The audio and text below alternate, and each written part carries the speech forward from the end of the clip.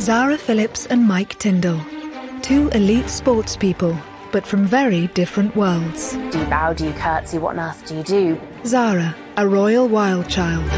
She moves in with this boyfriend, has a tumultuous relationship, which is up and down like a yo-yo, on and off like a dodgy light bulb.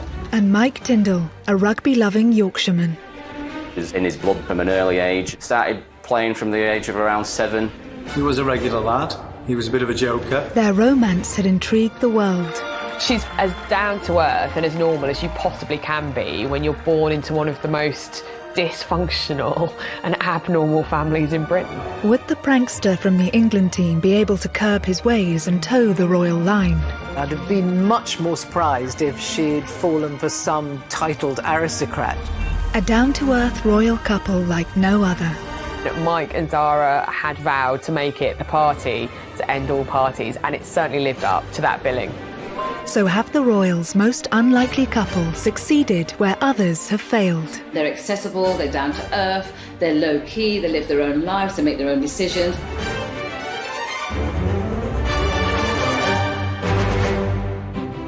Edinburgh, 30th of July 2011. Zara Phillips ties the knot with former rugby union player Mike Tindall. They looked incredibly happy, as everyone should on their wedding day. It was a very low-key affair, what you'd call, I guess, a traditional family wedding. Their wedding took place away from the spotlight. It was a far cry, perhaps, from Mike's humble beginnings and Zara's very privileged start in life.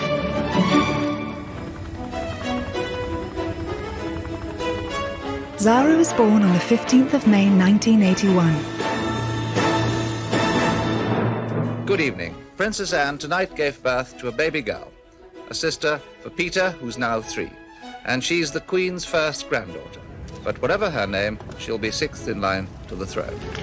From the outset, Zara would be different from the royals who had gone before. She was also the first granddaughter of a monarch to be born without a royal title. I think not having a title has really set Zara free, which is what her mother wanted. It means that she doesn't carry out any official royal duties. I mean, she's hardly royal at all. It's just a coincidence of birth, really. Despite Zara's lack of title, she was born a royal, and with that comes a bubble of wealth, pomp and public attention. Princess Anne wanted her children to have as normal an upbringing as she could give them. That meant shielding her from the pressures she was born into. Zara went to a local primary school. Her only royal head start was an introduction to the world of equestrianism.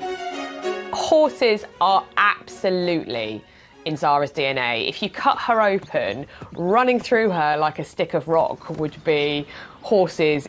Undoubtedly, she was sitting on ponies before she could walk. Ponies and horses are just part of her mother's life and her grandmother's life. 200 miles north in Yorkshire, Michael James Tindall was born in the market town of Otley. His dad was a banker and his mum, Linda, was a social worker. Look back a little further in his family tree and there are stonemasons, bootmakers, weavers. Like Kate Middleton, his ancestry is resolutely working class. From an early age, Mike showed signs of enjoying sport, and rugby was the favourite in his family. The Tindall family have got a massive connection with Otley Rugby Club. Philip, Mike's father, was captain there, and a lot of his uncles played for the club, and then his cousins as well. Mike's parents, Phil and Linda, worked hard to send their son to a private school, renowned for its rugby. Mike came into the senior school as an 11-year-old, and he was a very talented sportsman in a very talented year. When I was in charge of under-12s, it was the first team he played for. Then I was coaching rugby and teaching him sport through the school. And his maths teacher, Mr. Fitzsimons, remembers him well. Mike was quite a character. He could be a bit cheeky sometimes, even a bit naughty. He would have called me Sir or Mr. Fitz, or when he thought I wasn't listening, Fitzy. He was a regular lad. He was a bit of a joker. They used to tease me that I looked like Phil from EastEnders. I don't know if Mike would ever describe himself as a mathematician, but he used to work hard. It perhaps didn't come as easily to him as some of the other things he did in school. Aged just 13, Mike had his first encounter with royalty when the Queen attended his school to present a trophy. Mike was actually at the school when the Queen came to visit in 1991 as part of the 400-year-old celebrations, but I very much doubt he would have expected to one day marry the Queen's granddaughter. Despite this brief introduction to the Queen, Mike was firmly focused on the sport he loved and becoming the best he could be. Mike was outstanding, and I often found myself having to substitute him so that we could give the other team the opportunity to play a little bit of rugby. Well, the other lads recognised it. He was a big, powerful, strong athlete and a very good rugby player. I remember watching our first Twickenham final as a school in 1995, and he came on as a replacement. He was only in year 11 and quite quickly went on this confident run with the ball, and I think that summed him up really. He wasn't fazed by the challenges that faced him, either in the maths classroom or on the rugby pitch. It was becoming clear Mike could go way further with his career and his talent than anyone could have dreamed of. He was snapped up by England schools, rugby, which meant that he was whisked off to Australia for a 7-week tour. I mean, what 18-year-old wouldn't grab that chance? And he did with both hands. I mean, he excelled. When Mike was leaving school in 1997, rugby was just turning professional, and he had the offer of a professional contract at Bath. He also had a place at university, and he really wasn't sure what to do. I think I remember saying to him, well, what have you got to lose? You know, go and give it a go. You can always go to uni next year. While Mike was making waves on the rugby field, there were rumours of an emerging talent in the equestrian world. Looking after horses is hard work, and Zara's experience gained at an early age had begun to pay off. In Pony Club, you don't just get to get on your horse, your pony, and enjoy the spoils of competitive glory. You have to be able to prove at every stage that you can do all of the work that's involved. You can't just have the glory of riding. So I think it really instilled a work ethic in Zara, which she maintains to this day. And I think that's what she got from her early life, and probably very good for her. But it was only at Burghley Horse Trials that people started to take her seriously.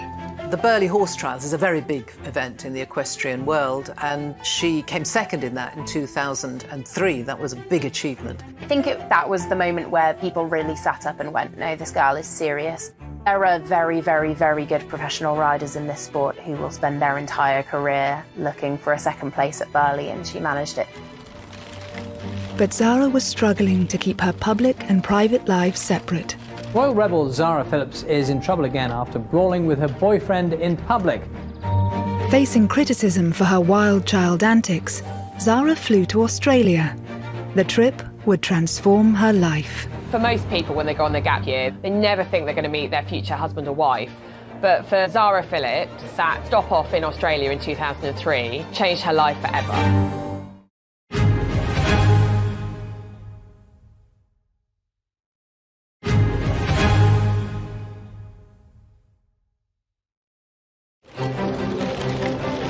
In the winter of 2003, Zara Tindall fled from the prying eyes of the British media to Australia. In 2003, Zara was doing what a lot of women in their early 20s were doing. She was on a gap year. A stormy 4-year relationship with ex-partner Richard Johnson had caused both her and the royal family some difficult moments. Her relationship with her previous serious boyfriend, jockey Richard Johnson, was described as fiery and turbulent. There were suggestions that the couple sometimes were a bit overly physical with one another. Royal rebel Zara Phillips is in trouble again after brawling with her boyfriend in public. Jenny Bond has analysed a 13-page spread of Hello magazine, published in January 2002.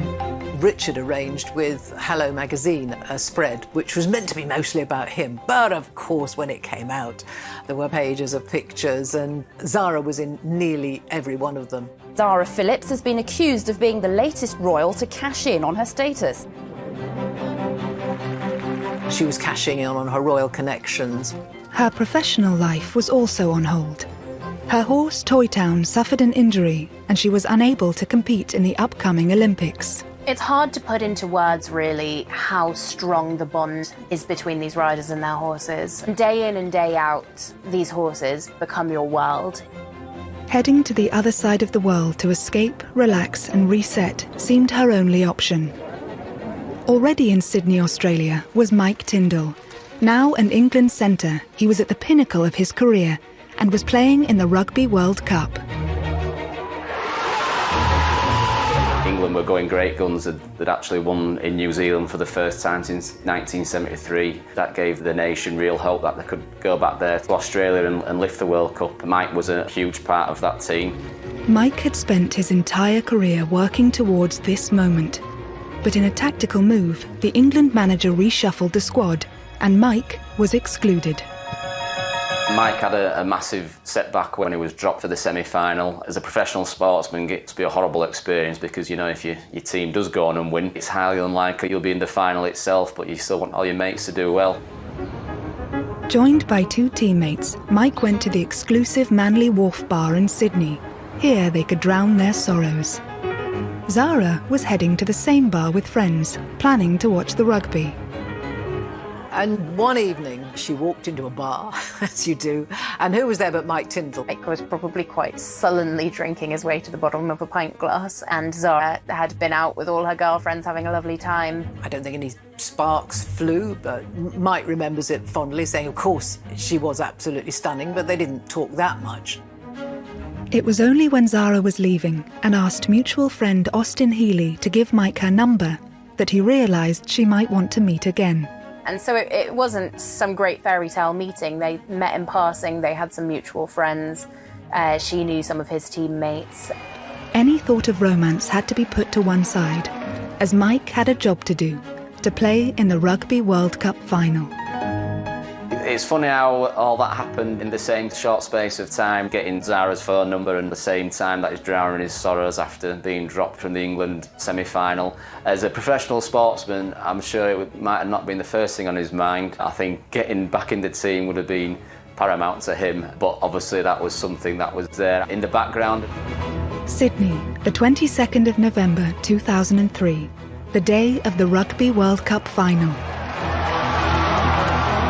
By the time the game began, an estimated 50,000 people were packed into the narrow streets of the Rocks, the former docks area of Sydney alone. Mike was back in the team. We were able to make contact with Mike a couple of days before and wish him well, but the whole school was certainly intent on watching. And the tension as we went into extra time. England won 2017. England to go on and win was absolutely brilliant, and we were so pleased for the team and for Mike in particular as one of our own. Back in the UK, Mike and his teammates were welcomed as heroes. There must be millions of people here. Never ever thought I'd see this for an England rugby team. Just a massive thank you for everybody who's here. Just absolutely brilliant. Thank you. That 2003 World Cup winning rugby team, they were gods when they came back, absolute gods. In a flash, Mike had gone from a fairly well-known sportsman to a huge British star. And so I think a lot of that stardust rubbed off actually on Mike and was an extra attraction for Zara. Mike now had a taste of the media scrutiny that Zara knew as a royal, but his grassroots background helped him to take it all in his stride. Zara and Mike began a secret courtship, and royal observers were soon taking an interest. They're fiery people, and they often have a great sense of humour. They're kind of people who work hard and play hard, and I think that's what Mike and Zara had from the offset. I think they had fire in their bellies and fun in their hearts. There were rumours that Zara was keen for Mike to share her love of horses. She even persuaded him to get in the saddle. You'd need a fairly robust sort of horse, I think, to carry any sort of world-class rugby player, but certainly in the very beginning of their relationship, I think Mike did take to the saddle a few times. And what I gather, Zara found him quite unteachable because he only wanted to gallop. So his riding career, I don't think, lasted particularly long. The pair soon became inseparable. Never been surprised, actually, that Mike Tindall and Zara got together. I mean, he is a down-to-earth rugby Yorkshire lad, and I think that's exactly what Zara liked about him. What did he like about Zara? I mean, what is not to like about Zara? She's got a dirty sense of humour, she's incredibly good looking, she's game for a laugh, she'd probably drink him under the table. And I think Mike Tindall was the kind of guy who absolutely loves all those qualities in a girl. The press were at every event, keen to capture a moment that confirmed Zara and Mike were an item. And it wasn't long before their first public kiss was caught on camera. Pictures of them quite often, obviously enjoying one another's company, in love, and I suppose breaking royal protocol, if you like. They were kissing and cuddling. I think Zara's a very tactile person. With the pair settling into their romance, the biggest test for Mike would be meeting her family and winning the royal seal of approval. The royal family are historically enormously sporty people. They would have taken a huge interest in what he does for a living. I can't imagine that took the pressure off him for a moment.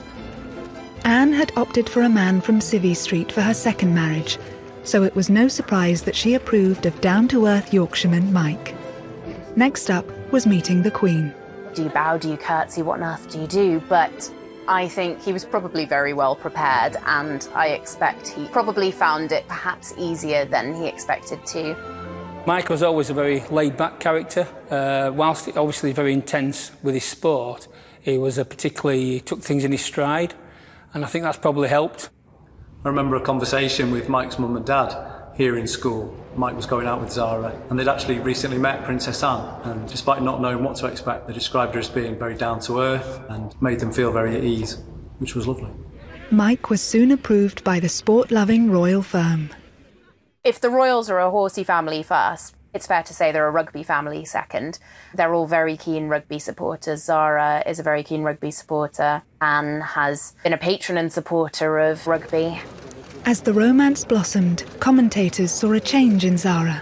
Pre-2003, Zara had been kind of gossip magazine fodder, really. She was in and out of tabloid newspapers. So when she started going out clubbing in London, she's very good looking, very blonde. She commanded a lot of attention. Photographers wanted to take her pictures.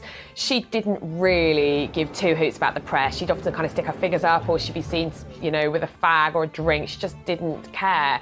And so, of course, her reputation was that she was a really good time girl, and she didn't really care who knew it. She was dubbed at one point the Royal Rebel because it was at Prince Charles's 50th birthday party, I think, that the press spotted that Zara had had her tongue pierced. And so, shock horror, it was all over the newspapers. I don't think her mother minded. By all accounts, her mother just said, well, I hope you can still eat, that's all. She just let her get on with it. Mike's work ethic seemed to be rubbing off on Zara as she headed back into her professional career. I think Mike helped get Zara back from that disappointment of not being able to compete in the Olympics. He supported her very much in training hard and setting new goals for her. They were a great team right from the offset. It soon brought results. Zara's confidence is clear from this footage, and she won the FEI World Equestrian Games in Aachen.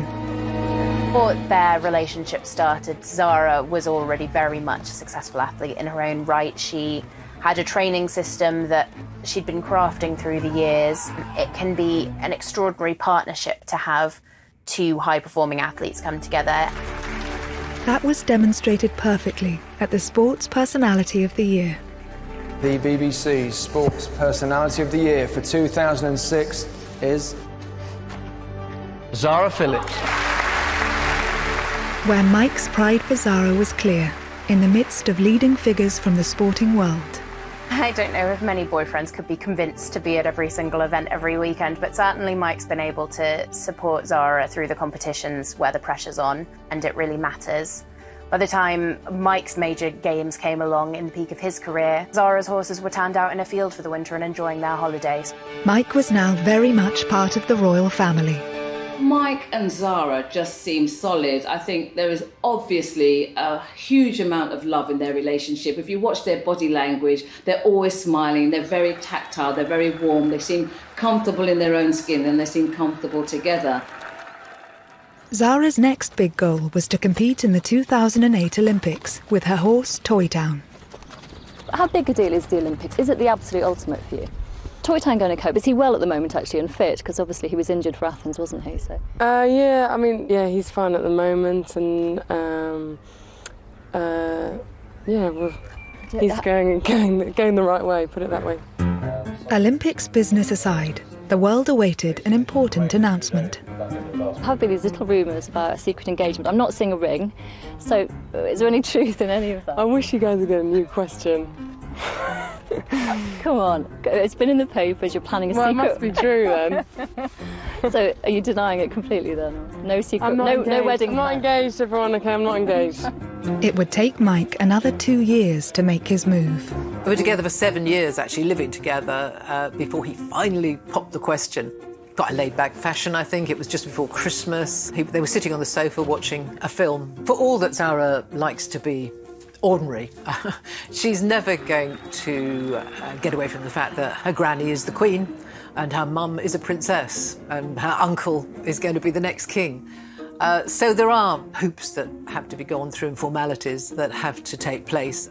And permission had to be given for them to marry because of Zara's position in the royal family. Obviously that was forthcoming. And it seems that Mike slotted in very well. December 21st, 2010. Just a month after Prince William announced his engagement to long-term partner Kate Middleton, Zara and Mike broke their news. They planned a low-key and private wedding.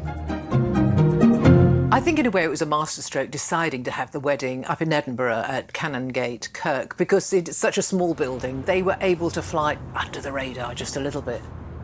Both Zara and Mike are just incredibly normal people, I think. It can't really be said enough how easy it is to forget who they are because they fit into both of their worlds and one another's worlds so incredibly easily. They both get on with what they're doing, they both work hard.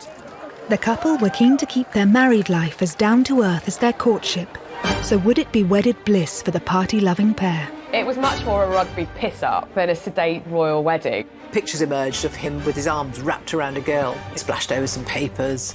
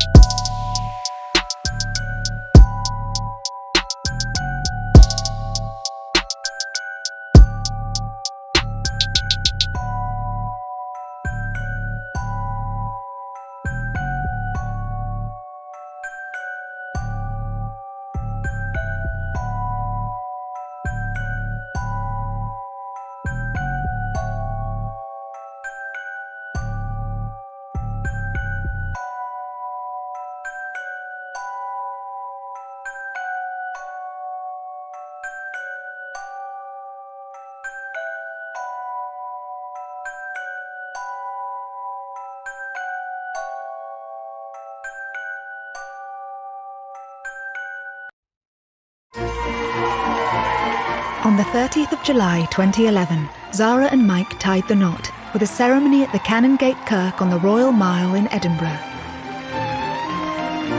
The couple were starting their married life together the way they meant to go on.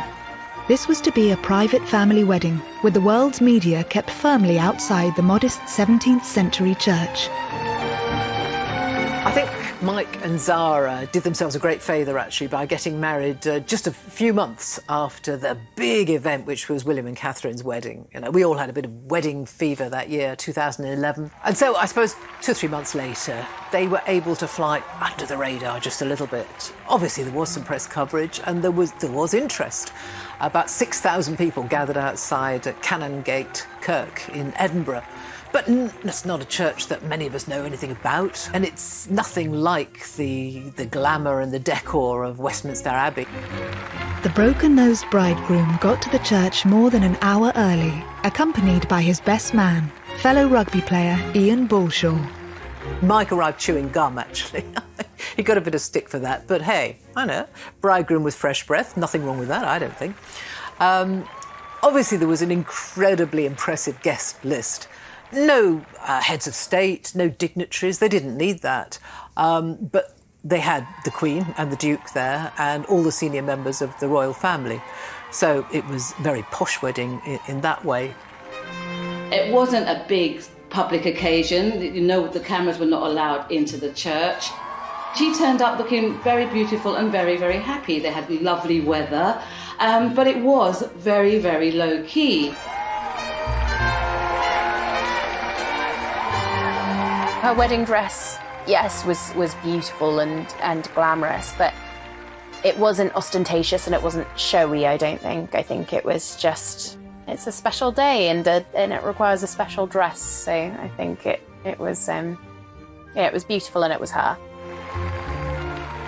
On the day, I think both Zara and Mike Tindall looked at their peak of happiness, which you would expect on your wedding day. But I think the reality with them is that they are a couple very much in love. I think she's met her soulmate in him. After the ceremony, the Queen and Duke of Edinburgh stayed at the reception just long enough for a glass of bubbly, before returning to Balmoral by helicopter. As the evening progressed, the proceedings became more informal, aided by free-flowing vodka. A throwback to the newlyweds' wilder times. So Mike and Zara's reception at Holyrood House, which is the royal residence in Edinburgh, very prim and proper, was a raucous affair. I think definitely it was the first time a vodka fountain had ever been seen in a royal palace, and it definitely caused some consternation with the men in grey suits. Everyone got absolutely annihilated. Certainly people who left the reception in the early hours from the Palace of Holyrood were very worse for wear. Some of them couldn't walk properly. I mean, it was very obvious that a good time had been had by all. The booze was free-flowing and Mike and Zara had vowed to make it the party to end all parties, and it certainly lived up to that billing. But these wild festivities could have been the prelude to the shortest royal marriage ever.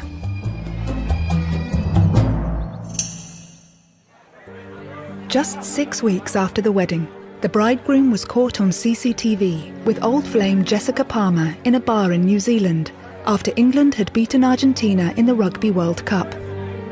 The footage was posted on the internet and the story was picked up by newspapers in New Zealand and back home in Britain. In typical Zara form, she just sort of, she just broached the subject. She found out what was going on. It was, in fact, an old girlfriend of Mike's, Jessica Palmer, and he explained that it was just two mates larking around, you know, a few drinks, having a laugh and a bit of a wrap around. And she understood that. She rang Jessica, apparently, talked it through, and in a very mature way, just put it behind her. She probably slapped him on the wrist or something when he got back. But I think it does show the resilience and the strength of their relationship. Reports differ as to kind of how Zara reacted, but it didn't seem to dent their relationship. And I think that's one of the reasons their relationship has endured and actually strengthened, because not only did Zara believe him and just moved on. She was secure enough to just accept what Jessica said, accept what her husband said and move on. Zara soon put Mike's late-night antics behind her. Just 9 months after hitting the headlines for all the wrong reasons, she did so for the right reasons. She made the British eventing team for the Olympic Games. I think in a lot of ways she probably felt that she was fighting to prove herself again, to prove that she wasn't a flash in the pan who'd come out, done a couple of incredible things and then done nothing since.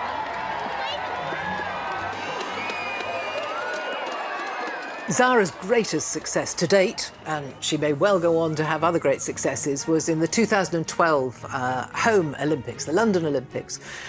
She'd been heartbroken to miss both the previous Olympics because of injuries to her horse, but this time she was fit and so was her horse. And they did very well. She stayed in the village, she enjoyed the whole Olympic experience. And a very exciting time for you, this. Yeah, I'm very happy to be part of it and, you know, hope we can, all 5 of us can do an awesome job.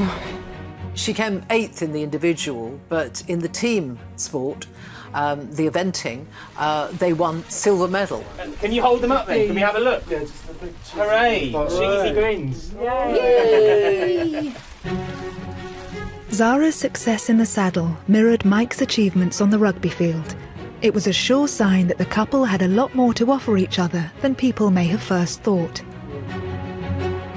Mike Tindall was a rugby player at the top of his game, and having somebody there to inspire you, to push you, to support you, to nurture you, that you can bounce ideas from, that can stimulate you, that can make sure that you get up for training, that must have been an advantage in their relationship for both of them. Mike knew what it took to win, and I think that really helped Zara. I think it really actually helped her believe in herself as much as anything, because she's a very talented sportswoman, but obviously you have to be able to believe in your head that you can do it to actually then be able to go and achieve it. Zara's mum, Princess Anne, had played a major role in bringing the Olympic Games to London. Of course, she was a famous horsewoman herself and had missed out at the Olympic Games in Montreal. So I think she would have been slightly bittersweet, obviously, that she hadn't managed to win an Olympic medal. But knowing Princess Anne, I think that she would have been, if she'd have had to choose between having an Olympic medal herself or her daughter winning one, she definitely would have wanted her daughter to win one. And of course, she watched her win it, and she was absolutely delighted. And who pops up to give you your silver medal but your mum? And so that was a nice family moment. Tell me how that... Yeah, it was awesome. Obviously, she's part of the IOC, so... You were expecting it. It wasn't a huge surprise. I thought they might do it. Yeah. So, no, it was cool. It was really, you know, to get a medal anyway is amazing. Of course, it was very special for Zara to have her silver medal put round her neck by her own mum, who shook everyone else's hand, but with Zara, Anne, who is not demonstrative at all, leant forward and gave her daughter a kiss on both cheeks. I mean, a magic moment, both for mother and daughter. It's rare for Princess Anne to sort of show emotion publicly, but you could really see on her face just absolutely how proud and delighted she was. Zara's sporting achievement marked a change in the royal, who had shown her potential in her own right and had made people take her seriously. Now the Tindalls were a force to be reckoned with. They demonstrated how modern royals could function both as individuals and as a couple. Zara and Mike Tindall are a good example of a modern royal couple. I mean, they're accessible, they're low-key, they live their own lives, they make their own decisions. They're not part of the royal family in that we don't pay for them, so I guess the press and the public have less expectations of them. They can do what they want and we let them get on with it. The thing about Mike and Zara is that they're very practical, very accessible, very tactile. They are the most normal and delightful couple. So I suppose that gives you a more human face of royalty, if you like. The pair have always been keen to do their own thing, and that means paying their own way. After Zara's ill-fated hello shoot with her ex-partner, she's been careful to make sure that their means of funding their lifestyles flies under the radar. Their sponsorship deals are carefully crafted to enhance brand Tindall. Zara is making the most out of being seen as the embodiment of country life. I think for brands like Land Rover and Rolex and the clothing brand Musto with which Zara works, she is absolutely manna from heaven, because not only is there kind of the royal cachet, but also she's a very kind of quintessential Brit. And that essence of Britishness and what it means to be British, and the countryside and the horse riding and the slightly posh, slowly pony, it means that she is marketable around the world.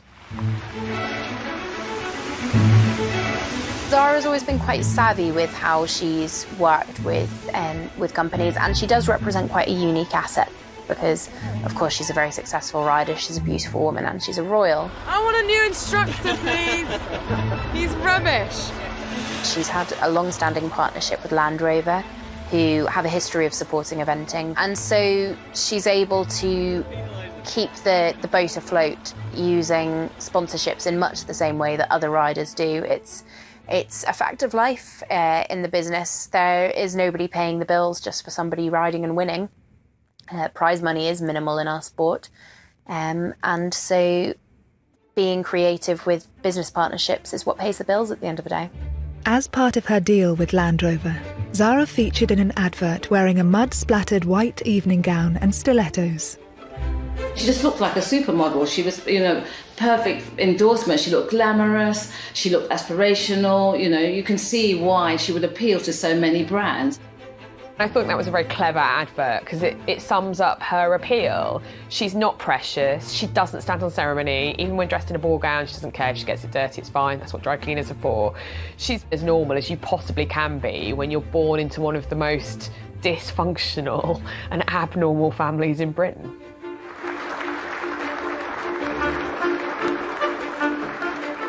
I think the fact that Zara's life revolves around an incredibly public-facing sport has allowed her to have a sort of duality to her life that would probably be quite hard to achieve for most royals. She's, I would say, a career woman first and a royal second. She doesn't make a song and dance about the fact that she's a royal. At the end of the day, what it all comes down to is the work and the horses and the competition. Meanwhile, Mike has appeared on several celebrity TV programmes since retiring from the rugby field. He is a patron of 3 charities and has also turned his hand to after-dinner speaking. Mike is his own business. He is the business, as many famous sporting personalities are. He can earn a lot of money on the after-dinner circuit. Obviously not during the year we've had with lockdown, but that's a very lucrative source of income for him. He also has endorsements and sponsorships. He can be a brand ambassador. So he uses his name and his success as a rugby player. For the Tindalls, family is everything. They've carved out a role for themselves as confidants and friends. Mike has used his status to support the issues that affect his family, like Parkinson's disease. Spoke to him a couple of years ago for a piece on his. He was doing a charity cycle event across the south of France in aid of Parkinson's Trust. Obviously, his father's suffering from Parkinson's, and things like that. He was always wanting to help others. And likewise for Zara, she's made sure that she's there for her cousins, who are constantly in the media spotlight. Although Zara's not a working royal, she's still a senior member, really, of the royal family, and her relationship with the future King William is very close, and that closeness was really signified when William made Zara godmother to Prince George. It's a very close relationship. I mean, they're very close in age. They've got an awful lot in common. They've got the same granny. So she's very close to her cousins. Despite the pivotal role they play within their families, some of their own decisions have been called into question. Princess Zara would not have been allowed to sell pictures of her firstborn to Hello magazine. And they've been accused of making money out of their royal name.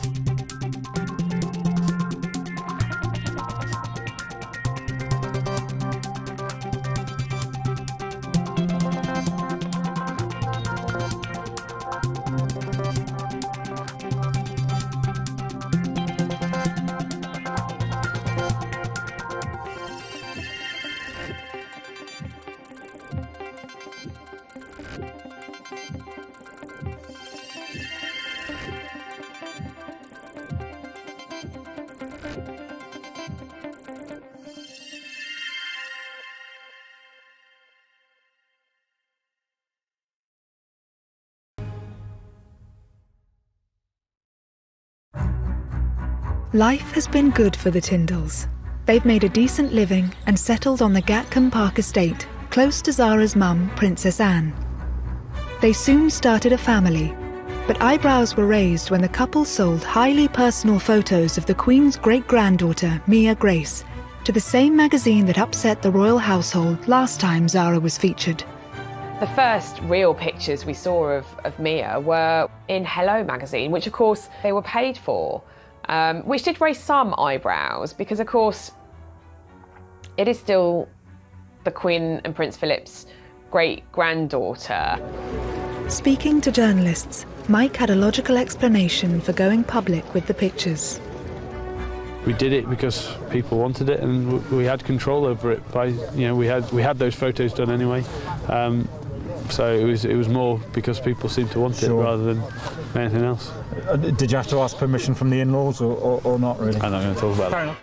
Doing a photo spread in Hello is an absolute no-no for a working member of the royal family.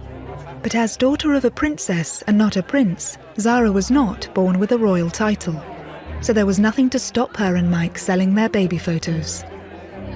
They took the criticism in their stride and refused to be drawn on it further. Before long, interest in the accusations died down, and Zara and Mike adapted well to combining parenthood with their busy careers. But life was about to get more difficult for them both. Even for such a happy, successful couple as Mike and Zara, life isn't always smooth sailing.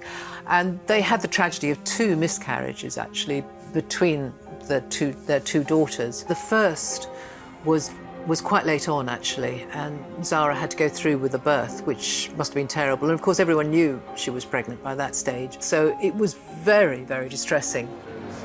Zara later gave an interview to raise public awareness, tackling this very painful issue head-on in a way that many people could relate to. I thought it was incredibly brave that she talked about it, actually. And I think it really does help other women, other men, when people in the public eye talk about those very distressing, those very difficult experiences. Zara and Mike were lauded for their honesty, and the couple seemed to draw strength from each other. It wasn't long before they were able to announce the happy news that Zara was pregnant again. She and Mike attended Harry and Meghan's wedding in 2018, just weeks before the birth. They hit the headlines simply by being at the service. It was quite funny watching Zara sitting on the very hard pews in St George's Chapel at Windsor Castle. You could tell that she was so uncomfortable. It was quite hot. Mike was fanning her with the order of service. And when Bishop Curry, the American preacher, was kind of firestone and ashes and brimstone in the pulpit delivering his sermon, she was desperately trying not to laugh. Zara and Mike's second daughter, Lena Elizabeth, was born on the 18th of June 2018, and the pair share parenting duties. I think Mike is quite a hands-on dad. He'll look after the kids while Zara goes out and does the mucking out the stables and gets the horses fed and watered. So he's a modern dad in that way.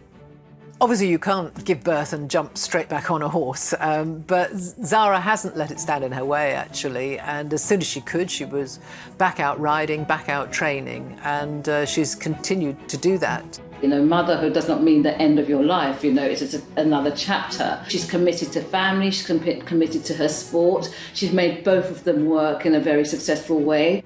So I think she's probably in a really good space.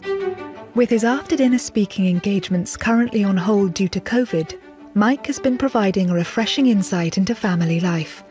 Whether it's posting a selfie on Instagram after his face was painted by Mia, or talking on the chatty podcast The Good, the Bad and the Rugby, which he co-hosts, he is opening up in an unprecedented and unroyal way about his and Zara's personal life. It's been a good week for me. I had a little scan last week, third Tindall on its way. I'd like a boy this time. I've got 2 girls. I would like a boy, but I would love it whether it's a boy or a girl, but please be a boy. It was a far cry from the more formal announcements made by more senior royals. A few months later, Mike's wish came true. Zara gave birth to a baby boy in rather dramatic circumstances. Baby Lucas arrived so quickly, there wasn't time for Mike and Zara to get to hospital. On the Saturday night, Zara had started suffering some contractions, and the plan had been for her to give birth in the local birthing centre where Lena had been born. Again, Mike turned to his rugby podcast to share the very personal details of his son's rather rapid arrival. Sunday got even better because a little baby boy arrived at my house. Arrived very quickly, didn't make it to hospital, on the bathroom floor. You're kidding me! So yeah, it was run into the gym, get a mat, get into the bathroom, get the mat on the floor, towels down, brace, brace, brace. I think Mike Tindall has ended up being an asset to the royal family in that he's a connection to, I guess, us. You know, he's normal, he's authentic, he has a great sense of humour, he's a solid father. He loves Zara, he loves their family. He's made them a very modern family. With the arrival of baby Lucas, possibly there might be another rugby player in the family. Maybe he'll be the one who gets to run out of Otley eventually. But yeah, I imagine that at some point he'll be getting the rugby bug. Mike must be elated because he finally gets the boy that he wanted, and that, there's no doubt, being a rugby player, you can imagine that kid will be out on the pitch, on the field with his dad, having a great time. In typical Mike Tindall style, he had joked that he would call the baby a COVID name like Covey or Covina, born during the time of COVID. But in the end, he and Zara chose very normal names, Lucas Philip Tindall, for the little baby. And of course, Philip was a rather charming nod to both Prince Philip, Zara's grandfather, and Mike's father, who is also called Philip. Naming their baby after close relatives from both their families is just another sign of how well Zara and Mike work together. They just strike me as people that love each other, are comfortable in their own skins, and are good for each other, I guess. The idea of a royal finding love in Otley is the stuff of fairy tales.